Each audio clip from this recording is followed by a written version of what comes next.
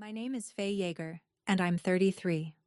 One October night, I was standing in my kitchen in Colorado, waiting for a kettle to boil, when the phone I'd kept quiet for 6 years began to light up and would not stop. For 6 years, my family never called me. Not on my birthday, not once.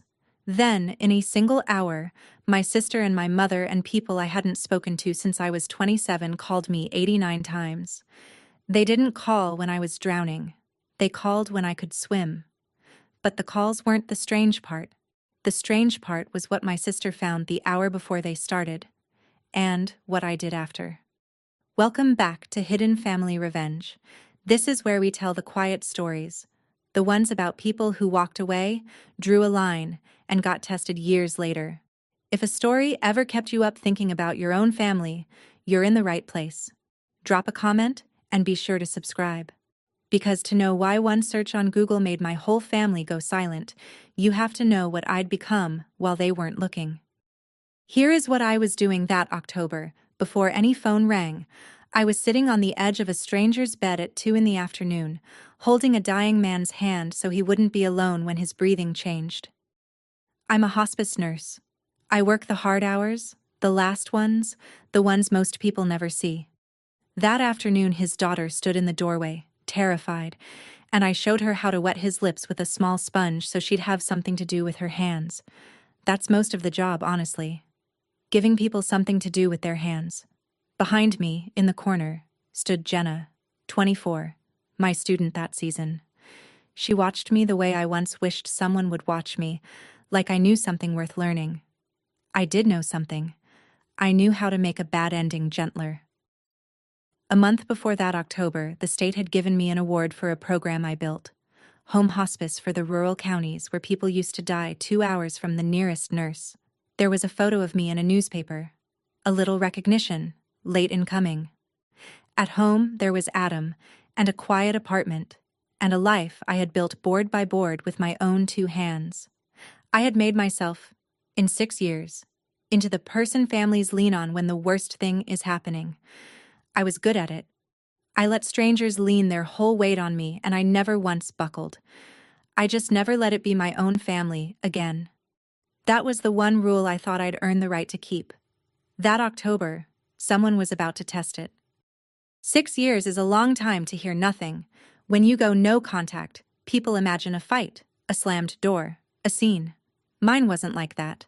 Mine was silence, and silence is worse, because it has no edges you can push against. I sent no cards. They sent none back. My birthday came and went, 6 times, and my phone stayed dark. I told myself I didn't check it. I checked it. The one that still catches in my throat is different, though. 2 years ago, I lost a pregnancy. My first. I was 10 weeks along, and then I wasn't. And I was standing in a hospital bathroom that wasn't even mine to be a patient in, and I did a stupid, soft thing. I texted my mother. 1 line, just that I'd lost the baby and I didn't know why I was telling her. She read it. The little word under the message told me she read it. She never wrote back. Not that day, not that month, not ever. That's when I finally understood the silence wasn't an accident. It was the message. It said, "You left, so you don't get to be one of us when it hurts." After that, I stopped hoping. I want you to hear that clearly, because it matters for what comes later. By that October, I was not a woman waiting by the phone for her family to love her. I was done. I had grieved them like you grieve the living, which is the loneliest grief there is. And that is exactly the state I was in when the screen lit up. So you can imagine how little I wanted to answer. To understand why I left, you'd have to sit at our kitchen table when I was a kid. My father, Wade, was an electrician, hands like tool leather, a man who believed feelings were a luxury for people who hadn't worked a real day. My mother, Marlene, kept the peace by keeping score. And me, I was the one who could handle things. That was my label. Not the pretty one, not the smart one, the one who could handle it. I paid the light bill at 16 with money from bagging groceries, because the disconnection notice came and nobody else would look at it. At 19, I drove my father to a clinic to dry out and sat in the parking lot for 6 hours because he didn't want to go in alone, but didn't want me inside either. When the transmission died, I found the money. When Grandma fell, I made the calls. My sister Colleen, 3 years older, got to just be a person in that house. She was allowed to be tired, to be moody, to need things. I was the one things were needed from. And here's the part that took me years of therapy to say out loud without flinching. I liked it. I was proud of being the one who could handle it, because being useful was the only currency that ever bought me a kind word in that house. Love came with a job description, and the job was mine. Nobody ever sat me down and said it. They didn't have to. I learned it the way you learn a language, before you even know it's a language. Which is why, when I finally couldn't do the job anymore, it felt less like leaving a family and more like quitting a position no one would let me resign from. The thing that finally broke it was a loan. 6 years ago, my father lost his union job when the shop closed, and the family plan, arrived at without me in the room, was that I would co-sign a large loan against the house and defer my nursing program a year to move home and manage things. Manage. Always that word. I was 27. I had clawed my way into that program off 2 jobs and a scholarship, and it was the first thing in my life that was only mine. I said no. I said it quietly, in that same kitchen, and I remember the exact temperature of the silence that followed. My mother cried. My father didn't look at me, and Colleen said the thing that told me everything, after everything this family did for you. As if I'd been a charity case, and not the one holding the roof up since 16. Within a week, the story had set like concrete. Faye is selfish. Faye thinks she's better than us. Faye abandoned her dying someday parents to go play nurse. I didn't fight the story. That's the part people don't understand. I could have argued, sent long messages, tried to make them see me. I'd tried that my whole life. Instead, I did the one thing that had never been allowed. I left, and I did it without drama, and I stayed gone. No door slammed. I just stopped answering, moved 1,000 miles away, and let the silence they'd taught me work in both directions for once. That quiet was what made them furious, more than any shouting could have, because a screaming daughter is still yours. A calm one who simply walks out has decided you're not worth the fight. I decided that at 27. It took me until this October to find out if I still believed it. So, back to the kitchen, the kettle, that October night. The first thing that came was not a call. It was a text. From a number I had blocked years ago and, in some weak-hearted week, unblocked and never blocked again. Colleen. My sister. I knew the number the way you know an old scar. There was no hi. No. It's been a while. No. How are you? There was a link. Just a link. Blue and cold, sitting there under her name like a summons. I didn't open it. I want credit for that, at least. I looked at that link for a while before I touched it. And while I was looking, something odd happened. I still had one foot in the old world. I'd never left the family group chat. I'd muted it and hidden it years ago, but I was still in it, a ghost in the corner. That night, out of some instinct, I opened it. It was going off. Dozens of messages stacked up in the last 20 minutes. My mother and my aunts and Colleen, typing over each other, the little dots blinking. I couldn't see what they were saying. They'd started a new thread I wasn't on, but I could see the old one, alive, churning. And then, as I watched, it stopped. All at once, the dots vanished. The churn went still. A chat that had been boiling for 20 minutes went dead silent, mid-sentence, like a room where someone had just walked in and said something that made everyone shut their mouths. I sat there in my quiet kitchen, kettle screaming now, staring at that sudden stillness, and I felt the first cold finger of dread. Something had happened, something big enough to silence a family that never stopped talking, and the only clue I had was one blue link I hadn't opened yet. Adam came into the kitchen because I'd let the kettle scream. He's a calm man, my Adam. He took it off the burner without a word and looked at me looking at my phone, and he said, "Who is it?" I said, "My sister." He knows what that means, or means for me, so he didn't say anything cheerful. He just leaned against the counter and waited. And in that pause, I looked around my own kitchen like I was seeing it from a distance. The chipped blue mug that was mine, only mine. The calendar with my shifts on it. The window with the mountain behind it. 6 years it took me to build a life this quiet. 6 years to get to a place where the phone was a tool and not a threat. Where nobody could reach into my chest and pull. I had a strange, clear thought. Standing there. Whatever was on the other end of that link, it had weight. And if I picked it up, it would be heavy, and it would try to become mine to carry. That's how it always worked. Their emergencies had a gravity that bent me toward them. I'd spent 6 years learning to stand outside that pull. And I knew.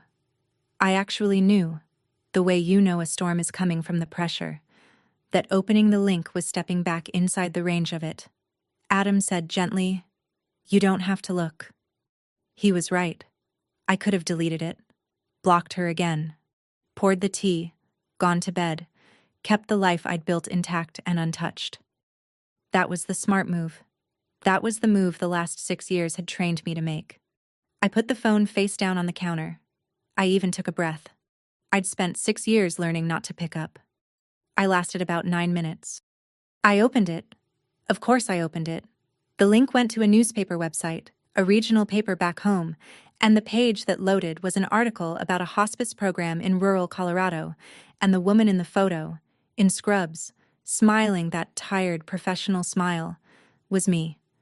My name in the headline, my award, my face, staring back at me from my sister's text message. She hadn't written a single word to go with it. She didn't need to. I understood the whole thing in one breath. Colleen hadn't gone looking for me because she missed me. She hadn't typed my name into a search bar out of love, wondering how her little sister was, hoping I was okay. She'd been looking for something, and she'd found me. And what she'd found was not a sister. It was a resource, a hospice nurse, an award winner, a woman with a steady job and, the article helpfully mentioned, a role-building end-of-life care programs. Whatever was happening back in that house, they had a problem, and they'd just discovered that the daughter they'd erased was, conveniently, the exact solution to it. That's why the group chat went silent. For 6 years, they'd told each other a story about me. Selfish, failed, cold Faye who ran off to play nurse. And that article had just detonated the story. You cannot call a woman a failure while looking at her award. So they went quiet, all of them at once, to rewrite me in real time from villain into asset. I set the phone down. It was still warm in my hand. And then, right there on the counter, face up now, it began to ring. Not a text this time, a call. Then, before I could even reach for it, a second one, stacking behind the first. I did not answer. I stood in my kitchen and I let it ring, and I watched the little counter on the screen climb. My mother. An unknown local number. My Aunt Deb. Another unknown. Colleen again. Someone labeled only as a town exchange I recognized from childhood. They came in waves, a call ending and another beginning before the screen could even settle, voicemails stacking up like planes I refused to let land. Adam stood beside me and neither of us spoke, because there was something genuinely frightening about it. The sheer volume. A whole town's worth of people suddenly needing to reach the woman they hadn't needed in 6 years. The counter passed a dozen, past 30, past 50. Adam finally said low, "Faye, what is going on?"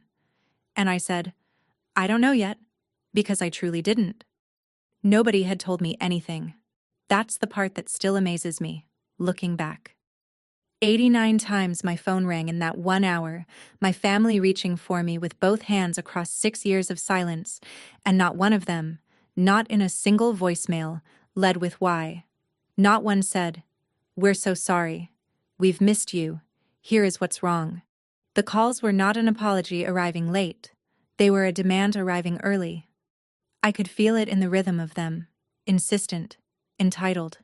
The way you pound on a door you're sure should open for you.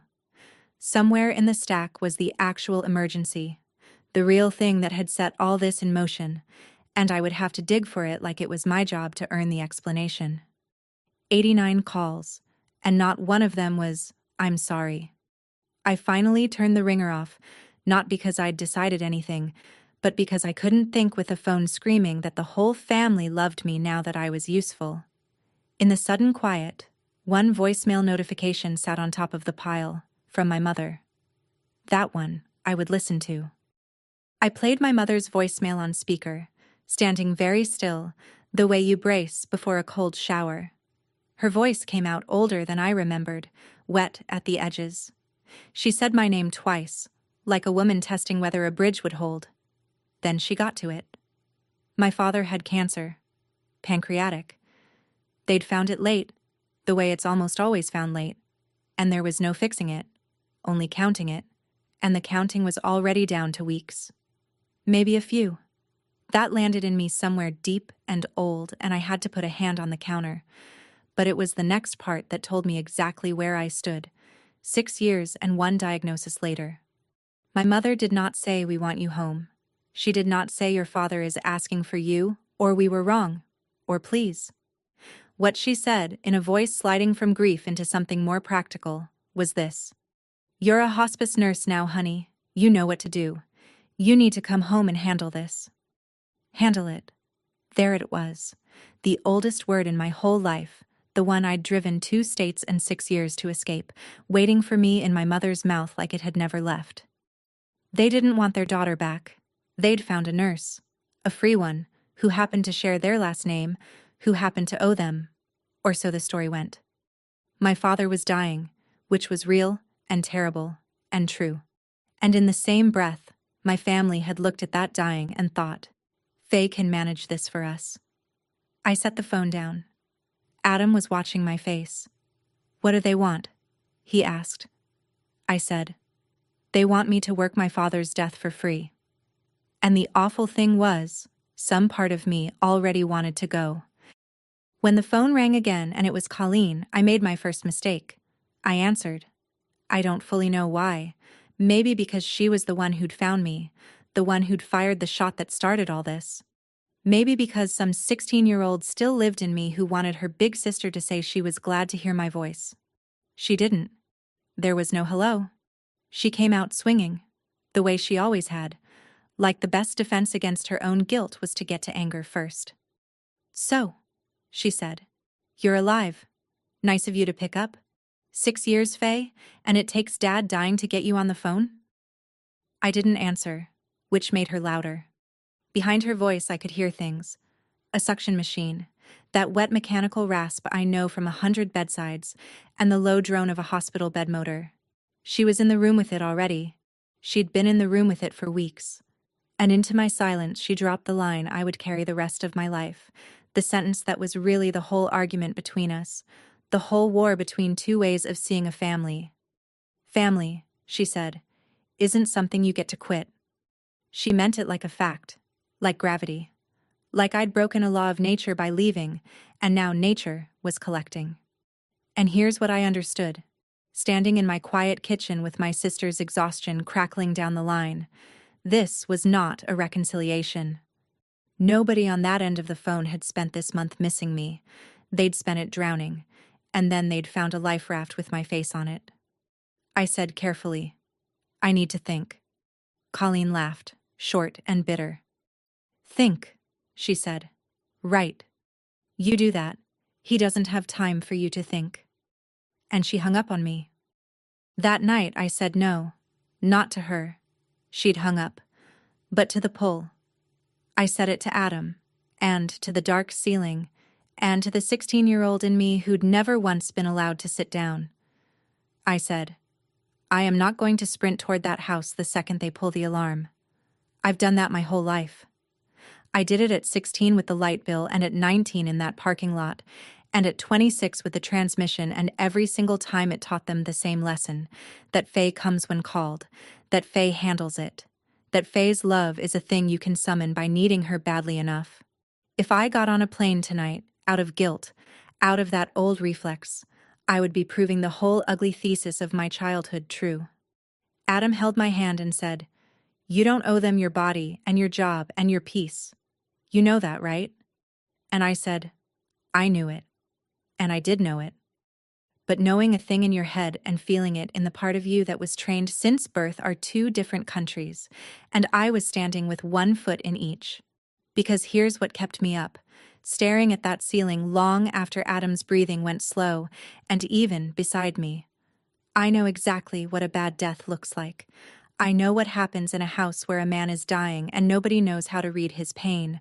Nobody knows the difference between agitation and the medicine wearing off.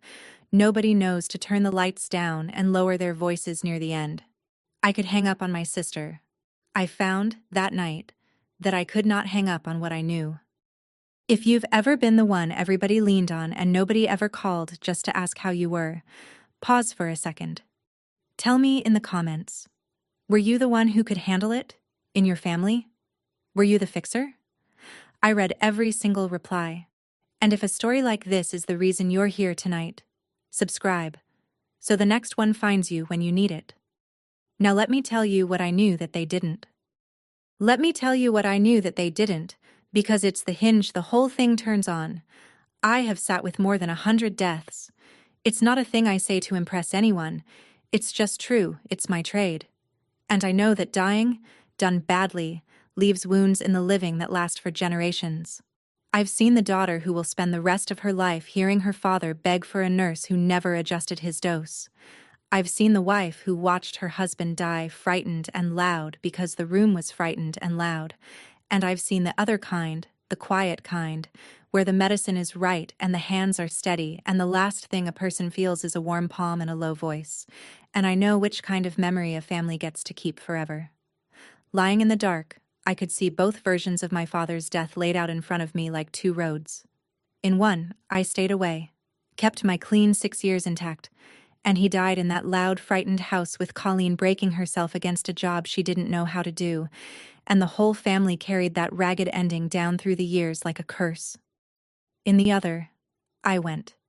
And I want to be honest, I hated how easily I could picture going, because I recognized the feeling underneath it. It wasn't love, exactly. Or it wasn't only love. It was the old thing, the reflex. Faye can handle it. Faye can't stand to watch a thing be done badly when she knows how to do it right. That was the wound talking, the one that couldn't tell the difference between being useful and being loved. And somewhere in the dark I realized the real danger wasn't the plane ticket. The real danger was going back as her, as the girl who couldn't say no. So I made a decision, and I made it with my eyes open, which is the only way it counts. I booked a flight. But listen to how I booked it, because this is the part I need you to hold on to for everything that comes after. I did not buy a one-way ticket. I did not buy the open-ended kind, the kind that says I'll stay as long as you need me, the kind the old Faye would have bought without even thinking. I bought a round trip, and I chose the return date on purpose, 19 days out, and I sat there and looked at it and did not let myself blur it into, we'll see. I even printed the boarding pass, the physical paper kind, and I folded it and put it in the inside pocket of my coat, over my chest, where I could feel the edge of it. To anyone else, it was a piece of paper. To me, it was a sentence, written down where I couldn't argue with it. I am coming as a nurse, and nurses go home. I am not moving back. I am not dissolving into that house. There is a day already chosen when I leave, and it does not depend on how much they need me, or how loudly, or how sad it is. Adam watched me fold it into my coat, and he understood, because he's spent 6 years learning who I am. I said to him, and I meant it as a promise and a test both, if they try to make me cancel this flight, if they come at this ticket, that's how I'll know I was right to leave in the first place. He asked what I meant. I said, they don't want me. They want the nurse who'll never leave. This ticket is the one thing they can't stand, because it has an ending on it. Watch. They'll go for it. I had no idea how right I'd be. I flew back 2 days later, Colorado to Ohio, a couple hours in the air over a country that got flatter and grayer as I went, the mountains giving way to the fields I grew up hating for how far they let you see, and how little there was to see. Somewhere over Kansas, I put my hand on my coat, felt the edge of the boarding pass, and said the truest thing I knew to myself: quiet. So the man in the next seat couldn't hear. They didn't call when I was drowning. They called when I could swim. I said it like a nurse checks a dose. To stay clear. To stay clean. Because I had a plan, and the plan was a good one, built out of everything my trade had taught me. When you walk into a dying stranger's house, you care for the patient, and you do not let the patient's family run you.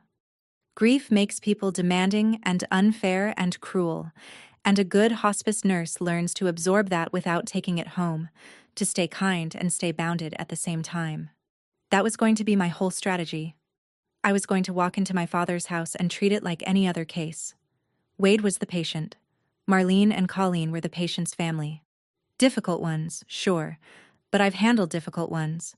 I'd keep my professional distance the way I keep it every day of my working life, and in 19 days I'd fly home to the life I'd built, having done a hard, good thing for a dying man without losing an inch of myself.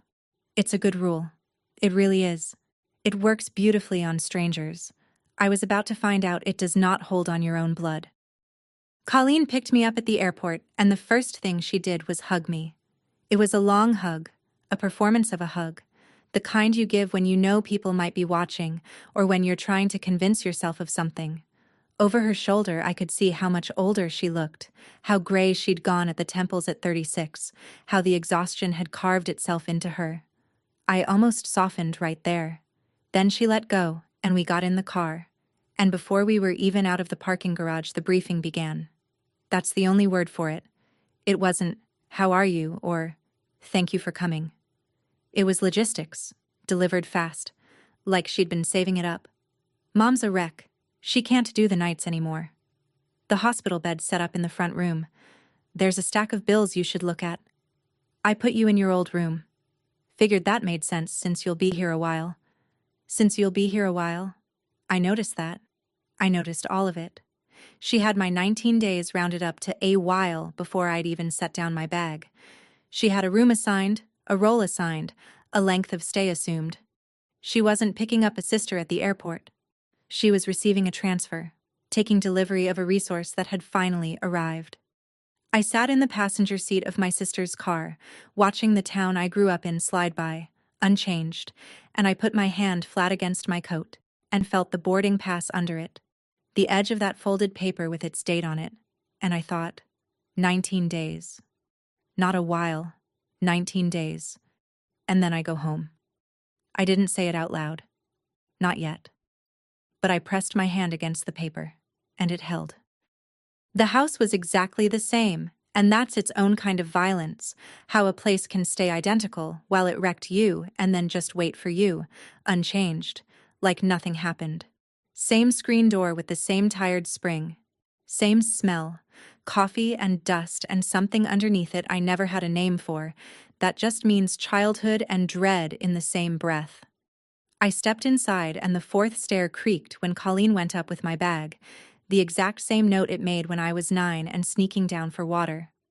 My mother came out of the kitchen and she was smaller than I remembered, and she took my face in both her hands and cried.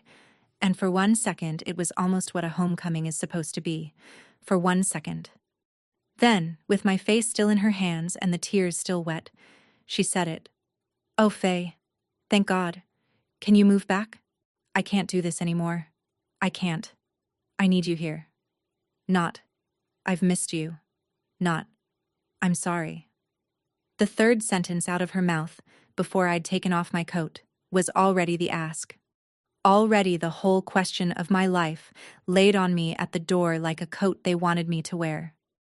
Move back. Take it over. Be the one who handles it. I stood there in this entryway with my sister's footsteps overhead and my mother's hands on my face and, from the front room, a sound I knew in my bones. The slow, labored, wet rhythm of a person breathing near the end of breathing. My father. 20 feet away, behind a door I could see the edge of. I had sworn, at 27, that I would never walk back through this house again. And now here I was, coat still on, my hand already reaching for the front room door. I opened the door and there was my father. Wade Yeager, who I had last seen standing in a kitchen refusing to look at me, a man built like the poles he used to climb, was gone. In his place, in a rented hospital bed shoved against the wall where the couch used to be, was a small yellow man drowning slowly in his own body. Pancreatic cancer does that.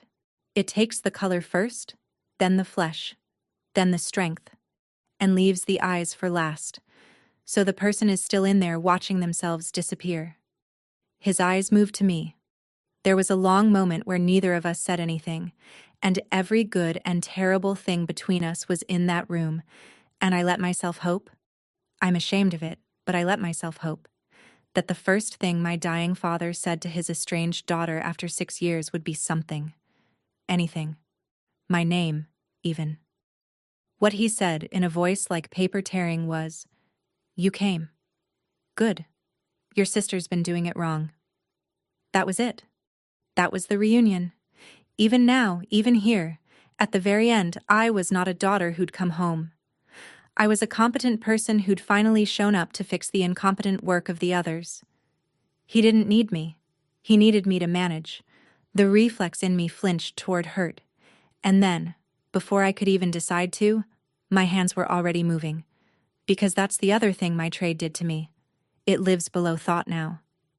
I crossed the room, and I took his wrist between my fingers. The way I've taken 100 wrists, to feel his pulse, and it was thready and too fast, and his skin was papery and cool. And the second my fingers closed on his wrist, I knew I had crossed a line I could not uncross.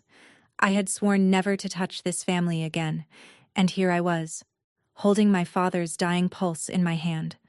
There was no going back to the woman who'd walked in the door. So I went to work, because that I know how to do. Within an hour I'd read his chart, called his oncologist's office, and found the first problem. His pain medication was scheduled all wrong, big gaps where the dose wore off and left him climbing the walls, which is why Colleen had been fighting a thrashing, frightened man for a week and thinking that was just how dying looked. It isn't. I fixed the schedule. I showed Colleen how to turn him without hurting his back, how to swab his mouth, how to read his face for pain when he couldn't say it anymore.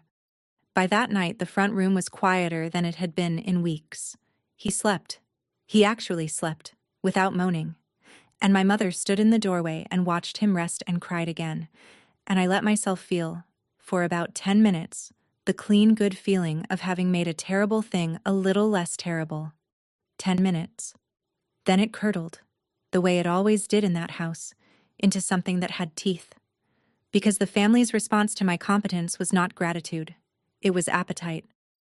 "See," my mother said to Colleen, not quietly, "I told you. Only Faye can do this."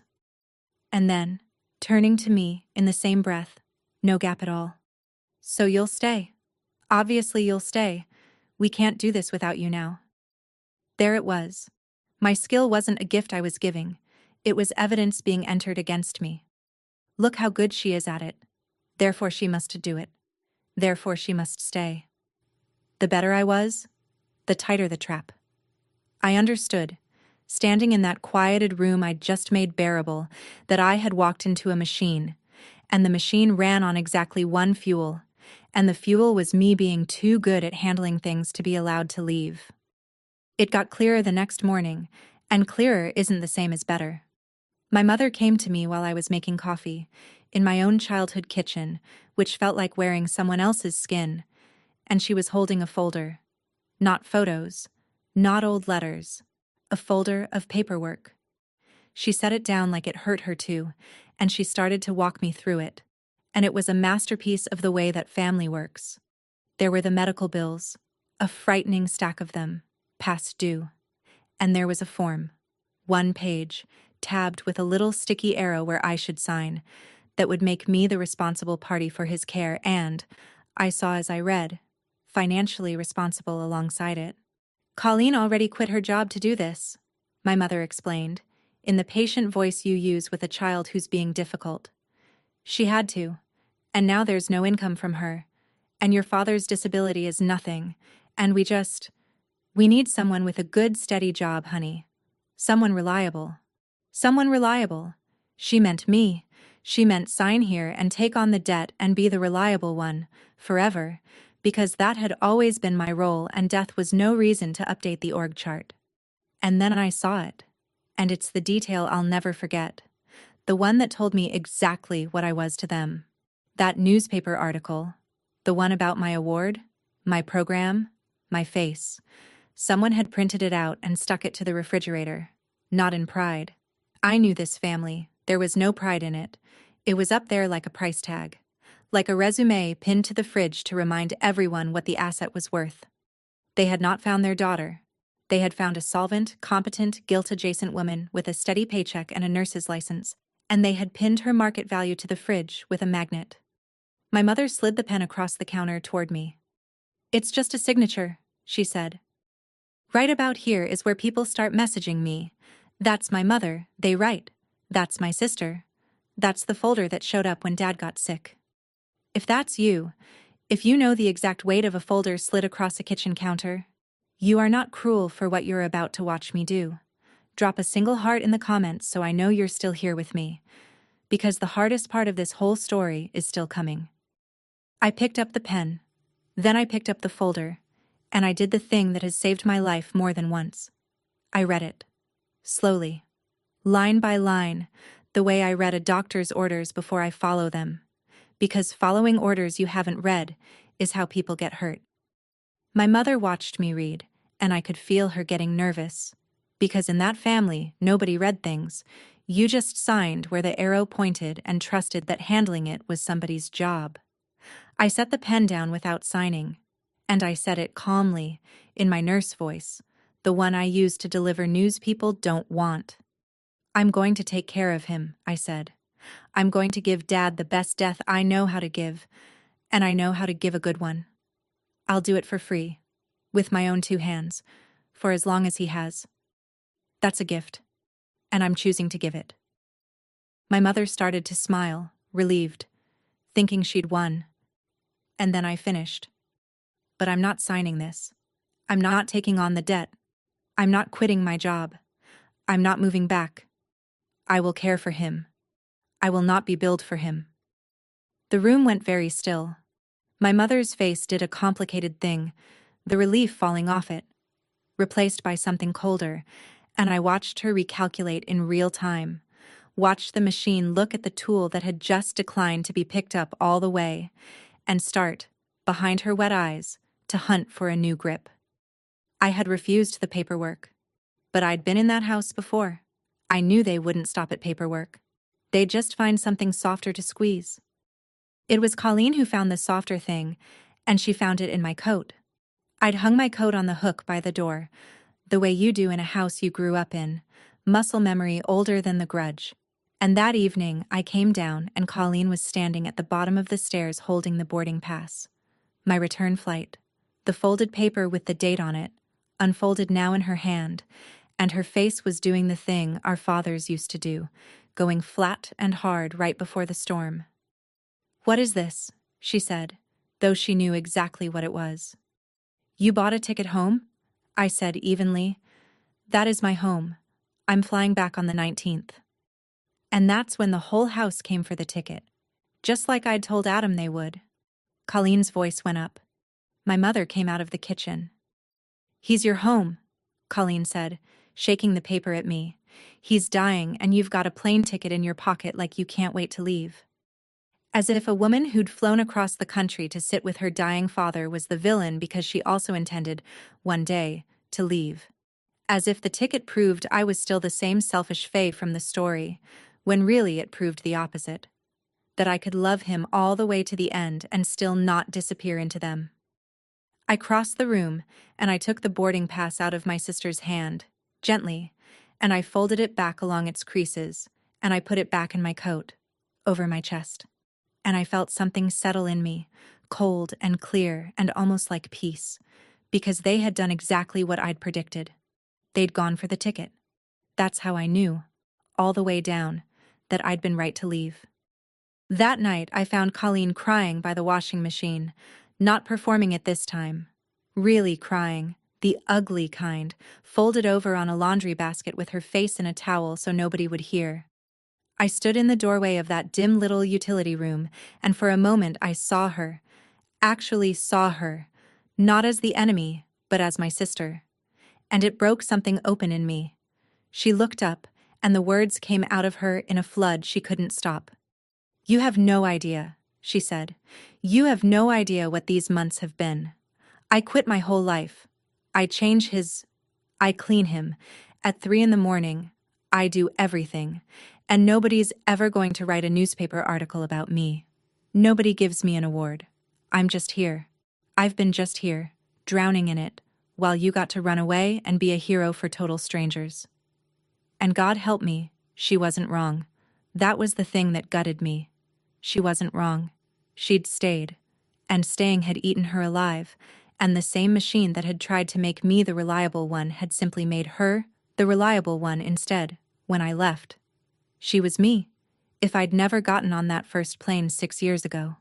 She was the ghost of the life I'd escaped, standing in the laundry room in a stained shirt. And I loved her, and I ached for her. And for 1 full minute we were almost sisters again in that awful little room. Then she wiped her face with the towel. And she looked up at me, and the softness closed over like water over a stone, and she said, in a voice gone hard again, "So you owe me. You owe me, Faye. Sign the papers." And just like that, she was the machine again too. On the 16th day, my father started to go. I knew the signs before anyone else in the house did because I've watched them arrive 100 times. The modeling in his feet. The breathing that changed its shape. The way he pulled inward. Sleeping more, surfacing less. The body beginning its last quiet work of shutting down. I also knew something else. The kind of thing my trade teaches you that families never see coming. That there was likely one more window left. One last stretch of lucidity, common near the end, a clearing before the fog closes for good. Maybe an afternoon, maybe only an hour, when he would be awake and himself and able to speak. After that, there would be no more words from him, only breath, and then not even that. So I did what a good nurse does. I told the family. I said gently, "It's close now. If there's anything anyone wants to say to him, or hear from him, it needs to be soon. He may have one clear window left, and then he won't be able to talk anymore." And I watched them gather, my mother and Colleen and a couple of aunts who materialized from around the county, all of them clustering toward that front room for the moment they'd been waiting for, the deathbed scene, the reconciliation, the closing of the book. And I stood at the edge of it, and I made myself admit the thing I'd been hiding from since the airport. I wanted the window too. Not for the family. For me. 6 years I'd told myself I was done, that I expected nothing, that I'd grieved them already. And here I was, hoping, hating that I was hoping, that in his last clear hour, my father would finally say he was sorry. The window opened the next afternoon, gray light coming flat through the front room curtains, the whole family pressed into a space that used to hold a couch and a TV, and now held a dying man and everyone who wanted something from his last clear hour. My mother sat closest, holding his hand. Colleen stood at the foot of the bed with her arms crossed over herself like she was cold. The aunts hovered near the wall. And me, I was in the corner, in the worst possible spot, the spot I'd spent my whole life in, occupying both roles at once and hating both. I was the nurse, watching his breathing, timing the window, ready with the medicine, and I was the daughter, standing off to the side, waiting like a child to be seen. Everyone in that room was watching my father, waiting for him to surface, but I could feel that half of them kept glancing at me too, because I was the solution, and the solution had to be present. My father's eyes opened, and they were clear. Clearer than they'd been in days. He looked around the room slowly, taking us in, landing on each face. And there was a hush so complete I could hear the rented bed motor and the tick of the radiator and my own heart. This was it. The window. The one clear hour. Whatever he said now was the last thing he would ever say, and everyone in that room knew it, and everyone was braced for it. My mother squeezing his hand, Colleen's jaw tight, the aunts leaning in, and his gaze traveled across all of them, past all of them, and came to rest on me in my corner. He wet his lips. He was going to speak, and I realized I had stopped breathing. My father looked at me from the bed with his last clear eyes, and I stood in the corner with 6 years of silence in my chest and a boarding pass in my coat and a stupid, undying 16-year-old hope in my throat, and he said the last real thing he would ever say to me. It was not, "I'm sorry." I want to be precise about this, because I've replayed it 1,000 times and it never changes. He gathered what strength he had, and he looked right at me, and he said, "Stay. Move back home. Take care of your mother when I'm gone. You're the strong one, Faye. It's what you're for." It's what you're for. Not who you are. What you're for. Even now. Even here. In his last clear hour with everything else stripped away. The truest thing my father could find to say to his dying-side daughter was a job assignment. He wasn't cruel about it. That's the part that undid me.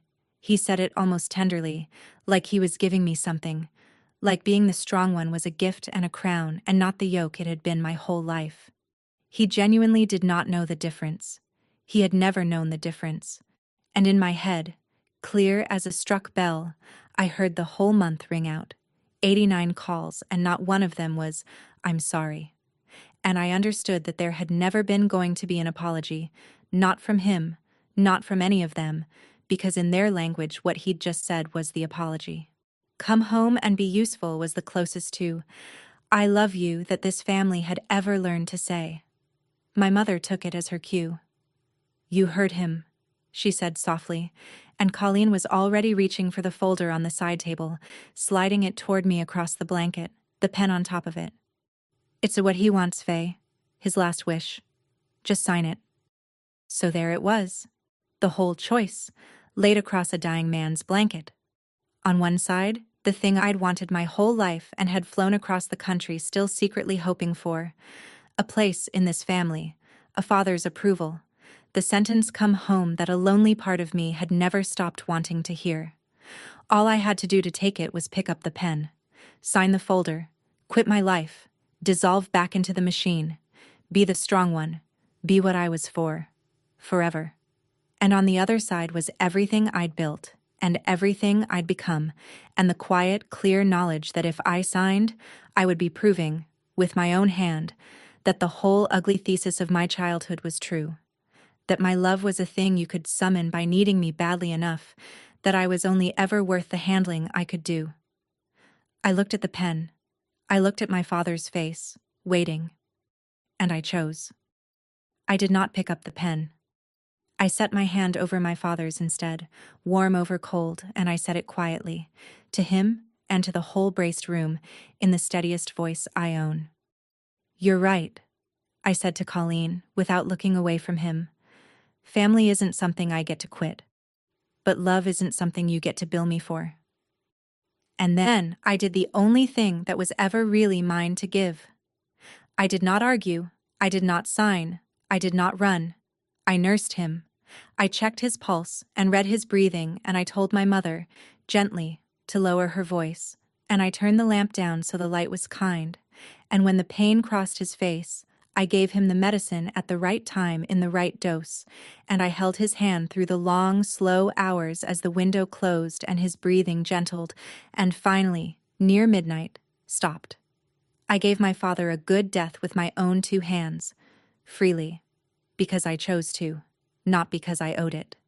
And in the same hour, holding his cooling hand in that quiet room, I let go of the apology that was never going to come, buried my father and my last hope of belonging to them, both at once. In the dark. He died a little after midnight, and the house filled up with the sounds it makes.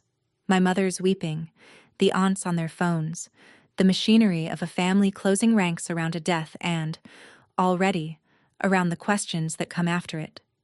The funeral, the arrangements, the house, the debts, the endless handling. I felt it start to reach for me, that current, the assumption humming in the room that of course Faye would stay now, of course Faye would manage all of it, The funeral and the paperwork and her mother, because he'd asked, and he was dead, and now it was sacred. I stood up from the bed. I straightened his blanket one last time, the way I do for every patient. A small courtesy for the body that housed a person. And I took my coat off the hook, and I reached into the inside pocket and I took out the boarding pass. The 19th. 2 days away. Colleen saw it in my hand and she moved to the doorway, blocking it, her face wild. "You're leaving?" she said. "Now? He's not even cold and you're leaving?" And I looked at my sister, and I did not raise my voice, because I never do, and I said the truest thing I had. "I came to give him a good death," I said. I did that. The rest was never mine to fix. She said my name like a curse. My mother said something about how could I. The aunt stared. And I did not sign anything, and I did not stay, and I did not explain myself again.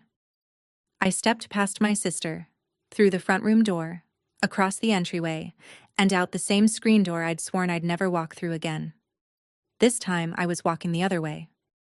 2 days later I flew home. Same route, backwards, the fields giving way to the mountains, the flat gray country dropping behind me for the last time. And somewhere over Kansas, with the boarding pass finally used and worthless in my pocket, I understood the thing I'd flown 1,000 miles and lived 6 years to understand. I had thought, all this time, that leaving had made me free, that walking out at 27 was the end of it. But it wasn't, not really, because I'd spent every one of those 6 years still defining myself against them. I left because I refused to be used, which meant I was still, secretly, organized around being used, still turning like a planet around that one dead star. Even my freedom had been about them. What happened in that front room was different. In that room, I gave everything I had to a man who never once said he was sorry, and I gave it because I chose to. And then I left because I chose to. And neither the giving nor the leaving was about what I owed or what I was owed. That was the first genuinely free thing I'd ever done. I cried then, quietly, over Kansas, for my father, and for the girl who spent 33 years believing love was something you had to earn. That was 8 months ago. I'm home, in Colorado, in the life that's mine. I still work the last hours, the hard ones. Last week I stood behind Jenna, she's not so new anymore, while she sat on the edge of a stranger's bed and held a dying woman's hand and kept her voice low and kind and did it right. All of it, because I taught her how. And I thought, that's the chain, going the other direction for once. I spent my childhood learning that love was a job you could be fired from.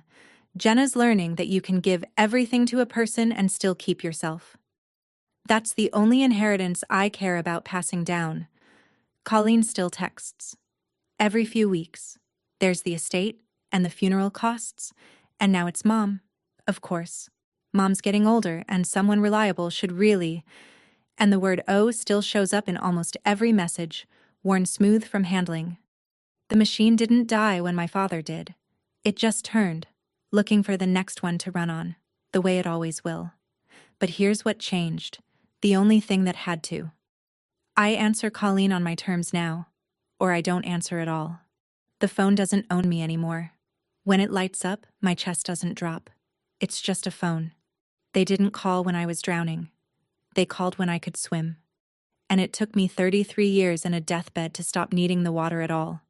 To stop needing to be drowning, or saving someone, or useful, or needed, just to believe I was worth keeping alive. Adam asked me the other night if I regret going back. I thought about my father's cold hand warming under mine in that quiet room, the good death I gave him because I wanted to, and not because I owed it. No, I said. I don't regret it. I finally know the difference now. You can love someone all the way to their last breath and still refuse to be the debt they never meant to let you pay. That's my story. 6 years of silence, one search that turned me from a failure into a resource, and 89 calls that never once said sorry. If any of this reminded you that caring for someone doesn't mean handing them your whole life, take it as your sign to draw the line you've been putting off. Do it gently. Do it today. If someone you love needs to hear this, share it with them. Drop a comment, hit subscribe, and I'll see you in the next one.